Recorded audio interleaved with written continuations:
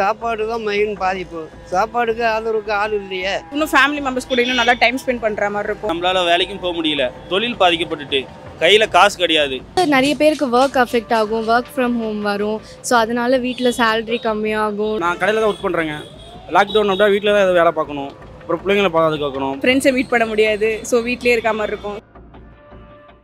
சைனாவில் COVID-19 மாதிரி இன்னொரு வைரஸ் ஸ்ப்ரெட் ஆகிட்டு இருக்கு அப்படின்னு சொல்லிட்டு எல்லாருக்குமே தெரிஞ்சமான விஷயமா இருக்கும்.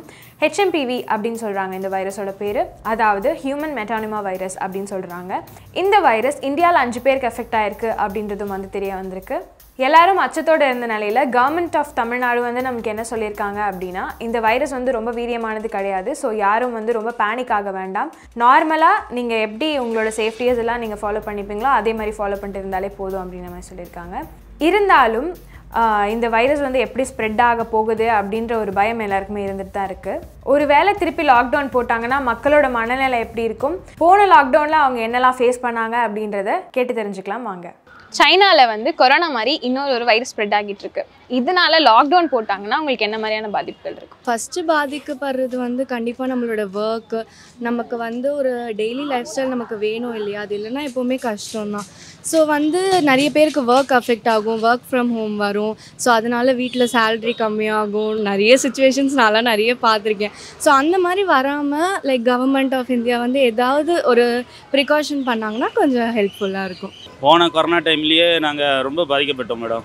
ஏன்னா எதிர்பாராத கொரோனா டைம் நிறைய இழப்பீடுகள் நிறையா வந்துச்சு. பட் ஆனால் நிறையா குழந்தைகளும் பாதிக்கப்பட்டாங்க. கொரோனாவை விட வீட்டில் இருக்கிற குழந்தைங்க ரொம்ப பாதிக்கப்பட்டாங்க. பெரும்பாலும் அவங்களால சாப்பாடு, பால் பாக்கெட்டு எதுவுமே வெளியில் போய் வாங்க முடியல. நம்மளால் வேலைக்கும் போக முடியல, தொழில் பாதிக்கப்பட்டுட்டு கையில் காசு கிடையாது. இருக்கிறவங்க வசதியாக இருந்துருவாங்க, இல்லாதவங்க ரொம்ப பாவம். நாங்கள் ரொம்ப கஷ்டப்பட்டோம் மேடம். இந்த டைமில் வந்துச்சுன்னா நாங்கள்லாம் இருப்போமா இருக்க மாட்டோமா எப்படின்னு தெரில, எங்களுக்கே தெரில மேடம். ஸ்டடீஸ் தான் ஃபஸ்ட்டு எப்பவுமே. ஏன்னா ஸ்டடீஸ் இருந்தால் லைஃப்க்கு நம்ம ஒரு நல்ல வேலைக்கு போக முடியும். நிறையா இருக்குது, எங்களுக்கு நிறைய ட்ரீம்ஸ் அப்படிலாம் இருக்குது. நல்லா படித்தா தான் நல்லா வேலை கிடைக்கும். அப்படி ஸ்டடீஸே இதுவாகிடுச்சுன்னா, ஏன்னா 10th அப்படி தான் போய் படித்து சரியாக அந்தளவுக்கு கான்சன்ட்ரேட் பண்ண முடியல. மார்க்கும் ரொம்ப லோ ஆகிடுச்சா, வீட்டிலலாம் என்னம்மா அவ்வளோ கம்மியாகிடுச்சு மார்க்கு, சரி ஒன்றுமா 12th பார்த்துக்கலாம் அப்படின்னு போய் தான் சரி ஓகே கொஞ்சம் இம்ப்ரூவ் அப்படி போச்சு. இப்போ ஸ்டடீஸ் அதுதான் மெயின். நான் கடையில் தான் ஒர்க் பண்ணுறேங்க. லாக்டவுன் அப்படின்னா வீட்டில் தான் வேலை பார்க்கணும், அப்புறம் பிள்ளைங்களை பாதுகாக்கணும். பிள்ளைங்களை வெளியே விட்டால் கொரோனா இதில் வரதுனால நமக்கு தான் பிள்ளைங்க பாதிச்சுன்னா நமக்கு பாதிக்கும்.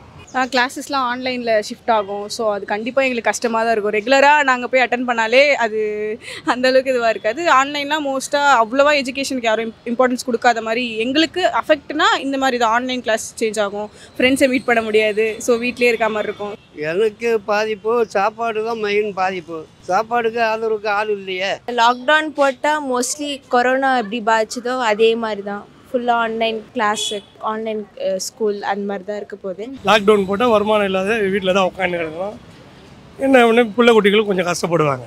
அகாடமிக்ஸ் பாதிக்கும், ப்ளஸ் சில்ட்ரன்ஸுக்கு ரொம்ப அஃபெக்ட் ஆகும். வருமானம் இருக்காது, ரொம்ப கஷ்டம் ஏற்படும். இந்த மாதிரி ஃப்ரீனஸ் இருக்காது. லாஸ்ட் லாக்டவுனில் நீங்கள் என்ன ஃபேஸ் பண்ணீங்க?